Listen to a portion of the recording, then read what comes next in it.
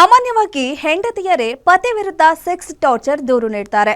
ಆದರೆ ಬೆಂಗಳೂರಿನ ಈ ಕೇಸ್ ಮಾತ್ರ ಉಲ್ಟಾ. ಪತ್ನಿಯ ವಿಕೃತ ಕಾಮಕ್ಕೆ ಬೆಚ್ಚಿ ಬಿದ್ದ ಪತಿ ಈಗ ಪೊಲೀಸ್ ಠಾಣೆ ಮೆಟ್ಟಿಲೇರಿದ್ದಾನೆ.